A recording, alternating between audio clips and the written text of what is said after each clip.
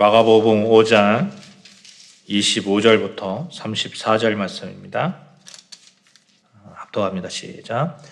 12해를 혈루증으로 알아온 한 여자가 있어 많은 의사에게 많은 괴로움을 받았고 가진 것도 다 허비하였으되 아무 효험이 없고 도리어 더 중하여졌던 차에 예수의 소문을 듣고 무리 가운데 끼어 뒤로 와서 그의 손에 손을 대니 이는 내가 그의 옷에만 손을 대어도 구원을 받으리라 생각함이라. 이에 그의 혈루 근원이 곧 마름에 병이 나은 줄을 몸에 깨달았느니라. 예수께서 그 능력이 자기에게서 나간 줄을 곧 스스로 아시고 무리 가운데서 돌이켜 말씀하시되 누가 내 옷에 손을 대었느냐 하시니 제자들이 여짜오되 무리가 에워싸 미는 것을 보시며 누가 내게 손을 대었느냐 물으시나이까 하되 예수께서 이 일을 행한 여자를 보려고 둘러보시니 여자가 자기에게 이루어진 일을 알고 두려워하여 떨며 와서 그 앞에 엎드려 모든 사실을 여쭈니 예수께서 이르시되 딸아 내 믿음이 너를 구하였으니 평안히 가라 내 병에서 놓여 건강할지어다.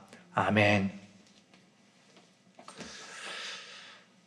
사랑하는 여러분, 예수님 붙들고 사시기를 바랍니다. 아멘. 예수님 붙들면 예수님께서 해결해 주십니다. 예수님 옷자락만 스치기만 해도 기적을 경험합니다. 우리 같이 인사하십시다. 예수님 붙들고 사십시다. 시작. 예수님 붙들고 사십시다. 아멘. 지난 화요일 우리 교회가 속해 있는 서울 남노회 제 117자 추기정기노회가 있었습니다. 여러 목사님들, 장로님들과 함께 회무를 처리하면서 참 은혜스럽게 회무를 마칠 수 있었는데 노예 회무 가운데 앞으로 노예를 섬길 노회장 선출을 하였습니다. 은혜 가운데 부족한 제가 당선되어서 노예를 섬길 수 있게 되었습니다. 노회장이라는 것이 노예에 속한 각 교회들의 형편을 돌아보고 또 노예의 기능들이 원활하게 잘 돌아갈 수 있도록 앞에서 인도해야 되는 사람입니다. 직책을 맡겨주신 노예원들과 하나님께 감사하는 마음도 들었습니다만 한편으로는 너무 부담되는 게 사실이에요. 환경적으로나 제가 가진 능력으로나 너무 벅차게 느껴졌습니다.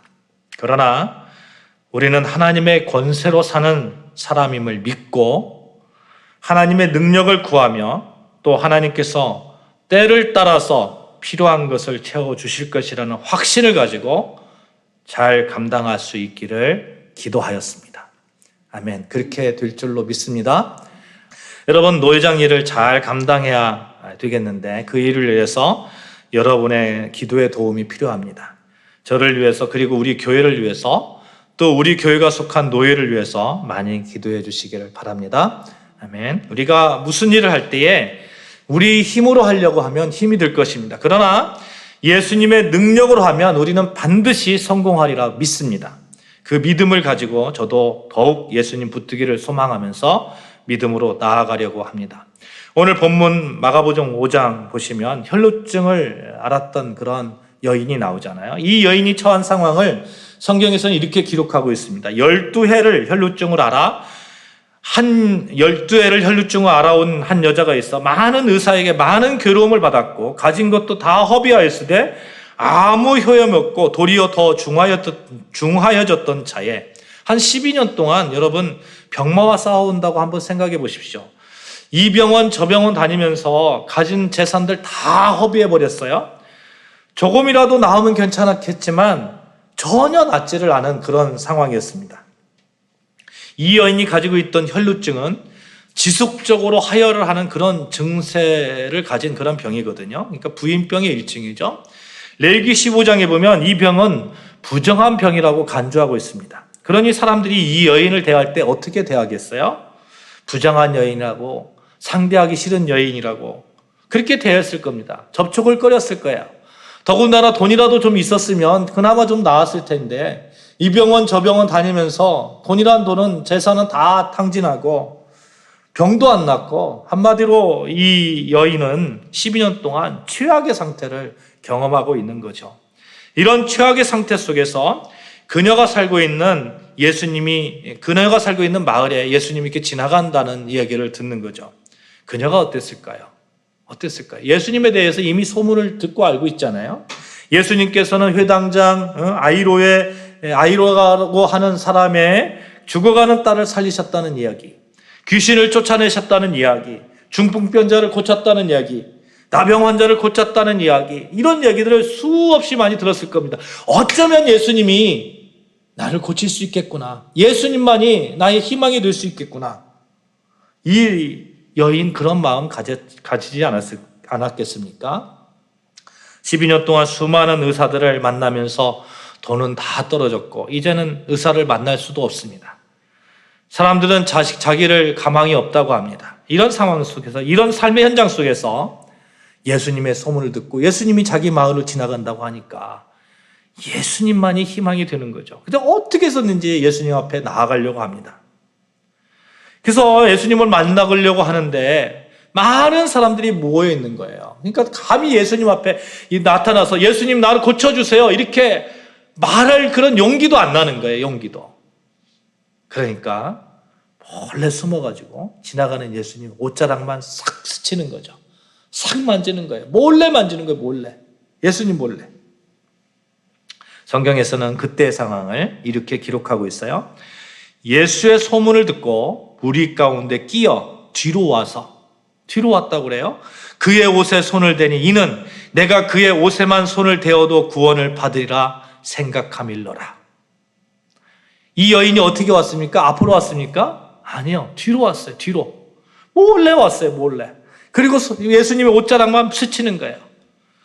예수님의 옷자락에 손만 대어도 병이 나을 것 같다는 그 여인의 절박함, 여인의 믿음, 이 믿음이 이 여인을 구원하고 이 믿음이 병을 낫게 하고 이 믿음이 사랑하는 여러분 맡겨진 사명을 감당하게 하는 그러한 힘이라고 믿습니다. 실제로 주님의 옷자락을 만진 이 여인은 예수님의 능력으로 병을 완전하게 고침을 받았잖아요.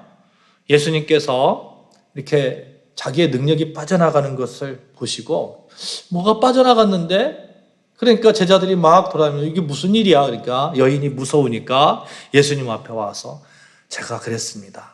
제가 예수님의 옷자락을 만졌습니다. 왜 그랬니?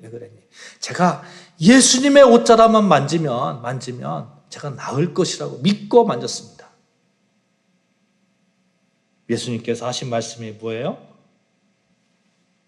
따라 내 믿음이 너를 구원하였다. 사랑하는 여러분, 어려운 가운데 설 때에, 환경이 어렵다고 느껴질 때에, 능력이 좀 부족하다고 느껴질 때가 우리가 삶 가운데 얼마나 많이 있습니까? 남들은 정말 능력도 많은 것 같고 힘도 많은 것 같고 지식도 많은 것 같고, 그런데 나는 가진 것도 아무것도 없고 많이 배우지도 못했고 재능도 없는 것 같고, 그런데 그때에 예수님 옷자락을 만지는 믿음을 소유하시는 여러분과 저 되어주시기를 주님의 이름으로 축복합니다. 아멘. 이 믿음으로 우리 같이 찬양했으면 좋겠어요. 주의 옷자락 만지며 같이 찬양합시다. 주 발 앞에 무릎 꿇고 그 사랑에 나아가기를.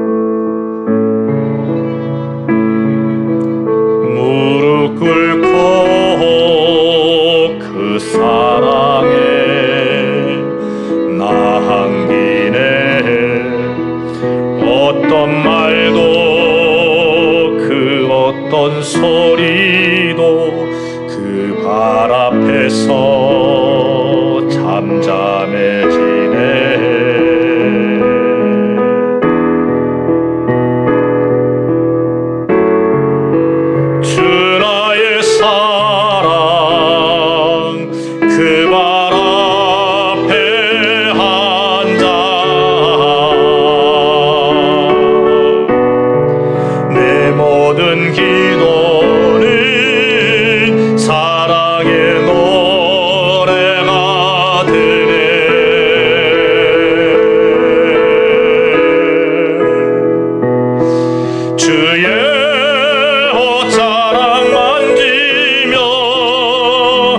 주의 두 발을 씻기며 주님 그 발에 입 맞추며 나의 왕관을 놓으리 주의 옷자락 만지며 주의 두 발을 씻기며 주님 그 발에 입 맞추며 나의 왕관을 놓으리.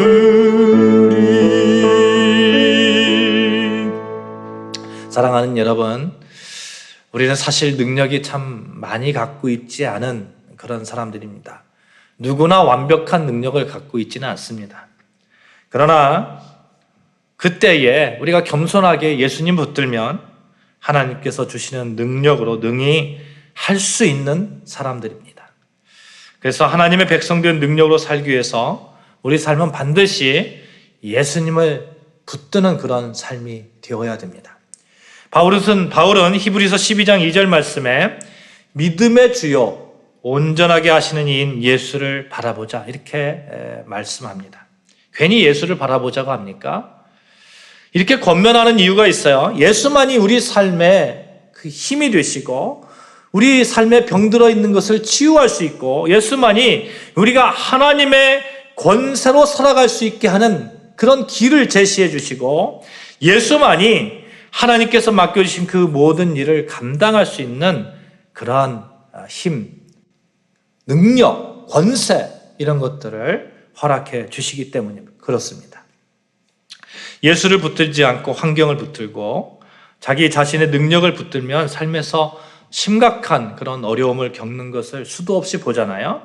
아마도 뭔가 잘 되면요, 자기의 능력으로 뭔가 잘 된다고 생각될 때면 굉장히 교만해질 거예요.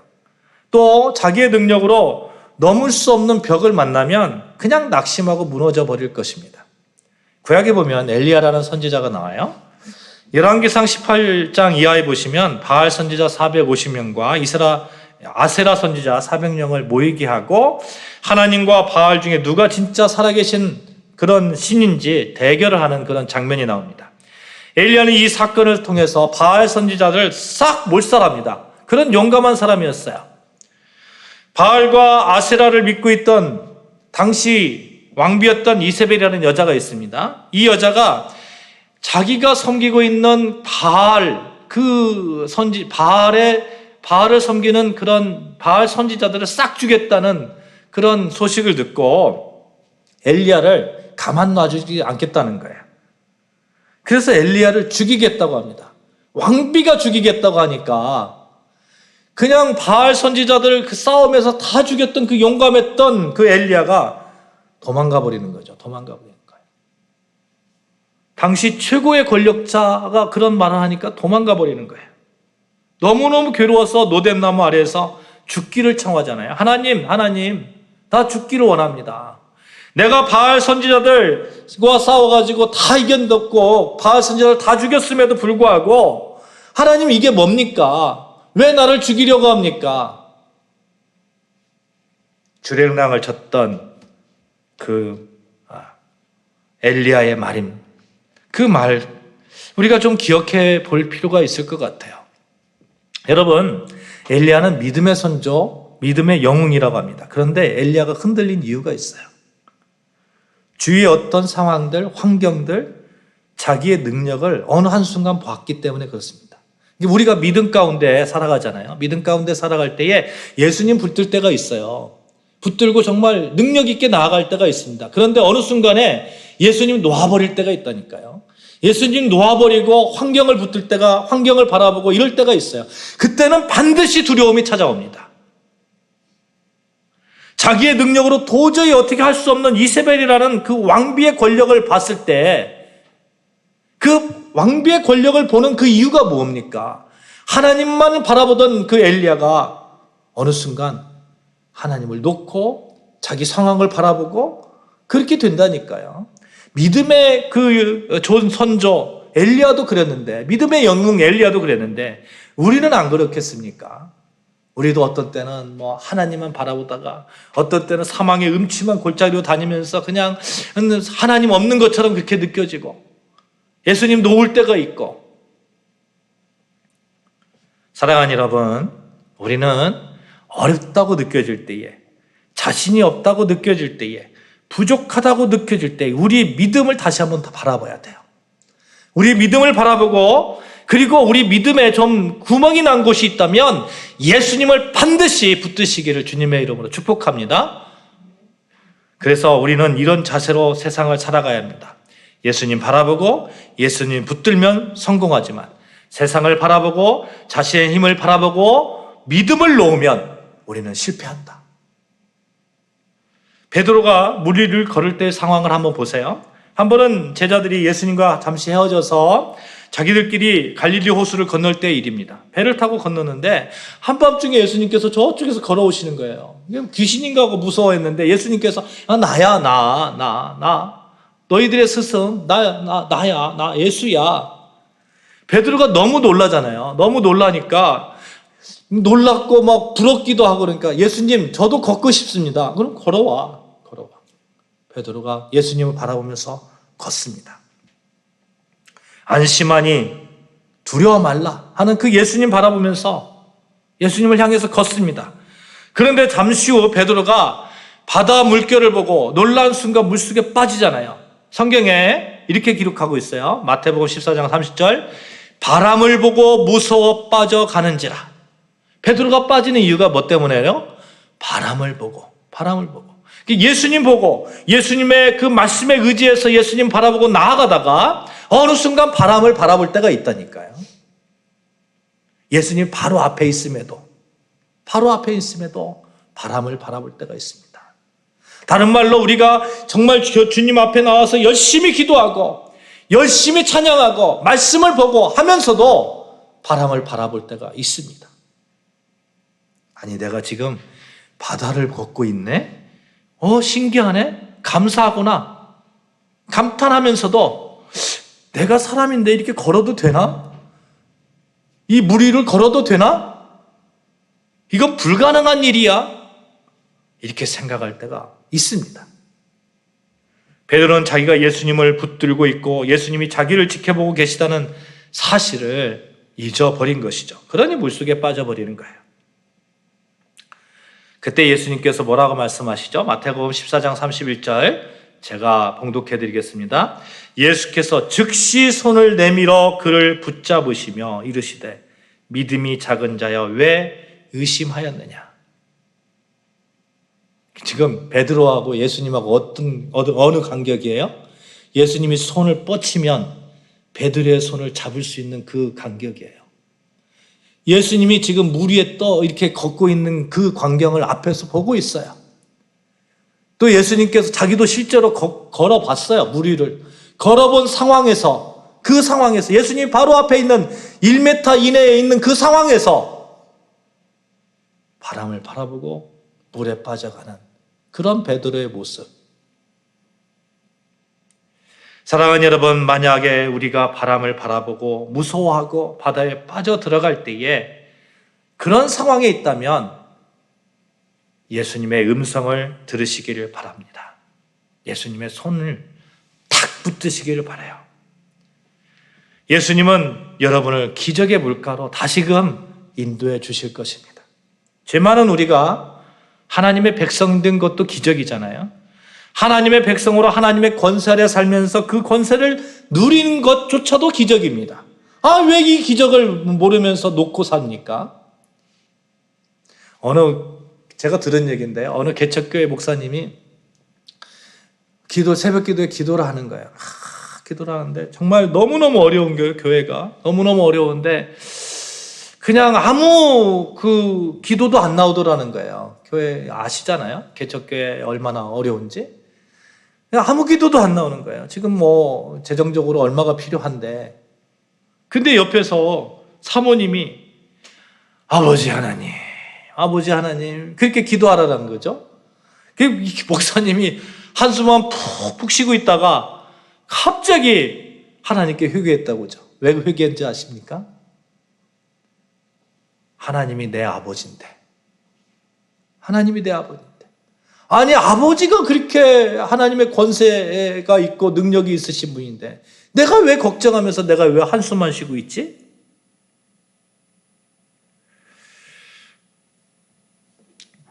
사랑하는 여러분, 예수님 바라보고 또 예수님 붙들고 살아가면 우리가 능히 하나님의 권세로 세상에서 멋지게 승리할 줄로 믿습니다. 이렇게 예수님을 붙들고 살아야 하는데 그것을 방해하는 세력이 있습니다. 바로 예수님을 바라보지 않고 세상을 바라게 하는 모든 것들, 환경들, 또 어떻게 보면 자기의 경험일 수도 있어요. 자기의 신념일 수도 있습니다. 또 세상적 바람일 수도 있고요. 세상이 자신이 생각하는 어떤 이상적인 그런 이상일 수도 있고 아니면 잘못된 판단일 수도 있습니다. 사도행전 1장 6절에서 8절 말씀 보시면 어떻게 우리가 이런 잘못된 생각들을 버리고 예수님을 붙들며 살아갈 수 있을까 잘 설명해 주고 있어요. 제가 1절에서 사도행전 1장 6절부터 8절 말씀 봉독해 드리겠습니다. 그들이 모였을 때에 예수께 여쭈어 이르되 주께서 이스라엘 나를 회복하심이 이때니까 하니 이르시되 때와 시기는 여 아버지께서 자기의 권한에 두셨으니 너희가 알 바 아니요 오직 성령이 너희에게 임하시면 너희가 권능을 받고 예루살렘과 온 유대와 사마리아와 땅끝까지 이르러 내 증인이 되라 하시니라. 예수께서 제자들에게 사역을 위임하면서 이제 승천하시기 직전의 상황이에요. 뭔가 중요한 말씀이 이렇게 오고 가는 그런 상황이잖아요. 이때 제자들이 이런 질문을 하는 거예요. 6절에 보면 그들이 모였을 때에 예수께 여짜오 이르되 주께서 이스라엘 나라를 회복하심이 이때이니까 하니 제자들이 부활하신 예수님을 보았을 때 얼마나 좋았겠어요? 자기들이 세상에 온 것처럼 느껴질 거예요. 그렇죠? 예수님이 이제 부활도 했잖아요. 부활도 했습니다. 그런 능력을 가지신 분이잖아요. 예수님이 무너져 내린 이스라엘 나라를 회복하실 것이라고 생각했을 거예요. 그래서 예수님께 그렇게 여쭈는 거예요. 이스라엘 나라를 회복하니 이때입니까? 그때 예수님께서 이렇게 대답합니다. 7절, 8절. 이르시되 때와 시기는 아버지께서 자기의 권한에 두셨으니 너희가 알 바 아니요. 너희 알 바 아니요. 오직 성령이 너희에게 임하시면 너희가 권능을 받고 예루살렘과 온 유대와 사마리아와 땅끝까지 이르러 내 증인이 되리라 하시니라. 예수님의 관심은 이스라엘 나라의 그런 그 로마 압제로부터의 회복, 이 정도에 국한된 게 아니에요. 예루살렘과 온 유대와 사마리아와 땅끝까지 이르는 하나님 나라에 있었던 거죠. 제자들과 예수님과의 기대, 바램 차이가 있는 거잖아요. 그러니까 우리의 바램으로 세상을 바라보고 우리의 바램으로 어떻게 하려고 하면 실족하기가 너무 쉬운 거예요. 그런데 우리가 예수님의 바램, 예수님께서 원하시는 것, 예수님의 제자로서의 삶의 그 가치 이런 걸 붙들면 실패하지 않습니다. 실패하지 않아요. 예수님의 관심, 바램, 하나님의 나라였잖아요. 하나님께서 통치하시는 하나님의 나라. 그런데 제자들은 어땠습니까? 늘 하나님의 나라를 말씀하시는 예수님을 따라다니면서도 어떻게 하면 이스라엘 나라가 회복될까? 로마 압제로부터 해방될까? 심지어는 회복됐을 때에 누가 국무총리할까? 누가 장관할까? 이것에 관심이 있었어요. 마태복음 20장 20절 이하에 보시면 이런 말씀이 있거든요. 세베대 아들 어머니가 아들을 데리고 예수님 앞에 갑니다. 그리고 예수님께 이렇게 말씀드리는 거예요. 부탁하는 거예요. 예수님의 나라가 오면 이 두 아들을 예수님의 나라, 주의 나라에서 하나는 우편에, 하나는 좌편에, 옛날 조선시대로 말하면 하나는 우의정에, 하나는 좌의정에 이렇게 세워주십시오. 이 세베대의 아들은 야고보와 요한이잖아요. 요즘으로 말하면 치맛바람 불리면서 그렇게 부탁하는 거예요. 그러니까. 사랑하는 여러분, 우리 신앙생활에 있어서 우리가 바라봐야 하는 것, 우리의 관심사, 예수님을 향하시기를 주님의 이름으로 축복합니다. 아멘. 예수님의 바람이 우리의 바람이 돼야 돼요. 그러면 우리가 실족하지 않습니다. 우리가 넘어지지 않아요. 하나님의 백성으로서 하나님께서 주시는 능력 안에 살 수 있습니다. 늘 예수님 바라보는데, 늘 예수님 붙들고 있는데 어떻게 넘어질 수가 있겠어요? 예수님 손을 꼭 붙들고 있는데 바람이 온들 무슨 상관이 있겠어요? 바람이 바다를 걷고 있는데 예수님 손을 잡고 바다를 걷고 있다고 한번 생각을 해보십시오. 물 위를 걷고 있다고 한번 생각해 보십시오. 물 위를 막 걷고 있는데 바람이 막 불어요. 무슨 상관이 있어요? 무슨 상관이 있어요? 믿음 생활이 무엇입니까? 예수님 손 붙드는 거예요. 예수님 옷자락 만지는 거예요. 예수와 연합되어져서, 부활과 연합되어져서, 십자가와 연합되어져서 사는 겁니다. 그래서 이제는 하나님 앞에 내 뜻과 내 생각 다 내려놓고 주님의 뜻, 주님의 가르침으로 살아가려고 노력하는 겁니다. 예수님의 손을 붙들고 있으니까 예수님께서 가자고 하시는 그 방향으로 갈 거 아닙니까? 주님의 뜻이 무엇입니까? 땅 끝까지 이르러 내 증인이 되라. 내 이웃을 내 몸과 같이 사랑하라. 하나님의 나라가 이미 너희에게 임하였다. 하나님의 백성으로 살아가라. 하나님의 백성답게 살아가라. 예수님이 가신 그 길을 너도 가라. 내가 간 그 길을 너도 가라. 사랑하는 여러분, 예수님의 믿음 안에, 예수님의 정의 안에 우리가 있는 것입니다. 그것이 그리스도의 주인 되심을 인정하고 순종하는 삶을 사는 길입니다. 우리가 주님을 주님 이렇게 이야기잖아요. 주님, 예수님을 주님 이렇게 얘기해요. 예수님 주님. 이 주님이라는 것은 구세주라는 말도 되지만 내가 이 주님을, 예수님을 왕으로 보시겠습니다 이런 뜻이거든요. 왕으로, 내 삶의 왕으로, 내 삶의 왕으로. 예수님을 왕으로 인정하며 사는 삶이 뭡니까? 왕의 뜻에 합당하게 길을 걸어가는 거 아니에요? 그래서 바울은 예수님을 왕으로 인정하면서 고백한 그 유명한 고백이 있습니다. 갈라디아서 2장 20절 말씀 같이 찾아서 합동하겠습니다.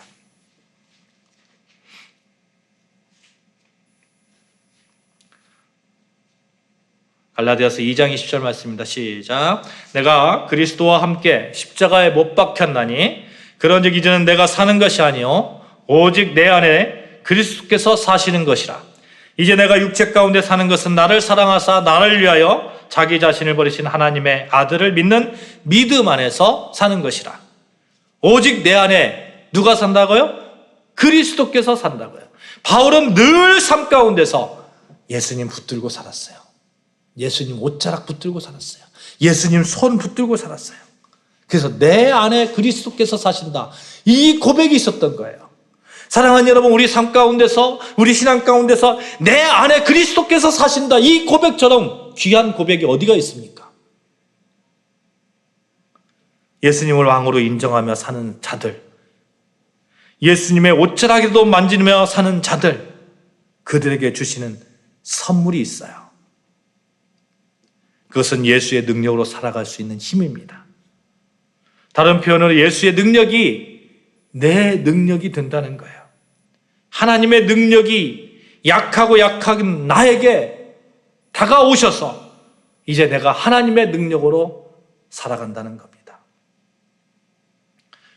앞이 막혔다고 느껴질 때에, 그렇잖아요. 이 혈루병 앓은 여인이 예수님께 나아갈 때에 정말 앞이 막히는, 부끄러워서 난 감히 나갈 수도 없습니다. 내 재능은 이것밖에 없습니다. 하나님, 나는 정말 하나님 찬양할 수도 없습니다.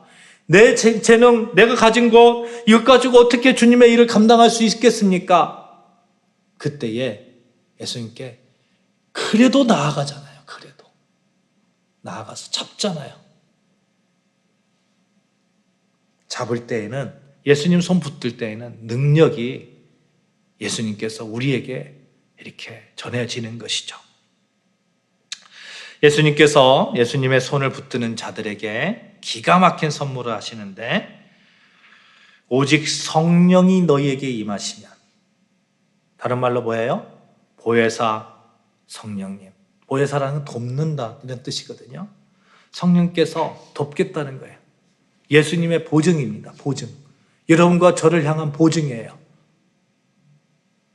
내가 사망의 음침한 골짜기를 닿을 때에도 성령께서 나를 돕는다는 예수님의 보증이 됩니다. 그러니 우리는 세상을 이길 수 있습니다. 성령은 하나님께서 주신 소명을 감당할 수 있는 그런 능력을 주십니다. 성령은 하나님의 백성들이 깨끗함으로 살아갈 수 있게끔 도와주십니다. 말씀을 맺겠습니다. 하나님의 백성으로 살기 원하십니까? 예수님 붙드십시오. 예수님의 옷자락이라도 만지십시오. 뒤로 가서라도 예수님의 옷자락을 붙드십시오. 예수님께서 허락하신 능력이 우리 안에 넘치게 될 것입니다. 예수 안에서 참 쉼을 얻고 평화를 얻고 사랑을 얻고 그리고 그 사랑과 평화를 나눌 수 있게 되기를 주님의 이름으로 축복합니다. 아멘. 하나님께서 맡겨주신 소명 잘 감당할 수 있을 것입니다. 예수님 붙들면 그렇게 할 수 있습니다. 우리는 주의 옷자락이라도 만지면 내가 나을 줄 알았나이다. 이 혈루증을 앓았던 그 여인의 외침이 우리의 외침이 되어야 될 줄로 믿습니다. 예수 붙들면 살아나고 예수 붙들면 할 수 있고 예수님 붙들면 완전해집니다. 예수님 옷자락에도 붙드는 자가 성령의 능력으로 살아갈 수 있고 소명을 감당할 수 있습니다. 모두 예수를 붙들며 삶에서 승리하시기를 주님의 이름으로 축원합니다. 기도하시겠습니다. 하나님,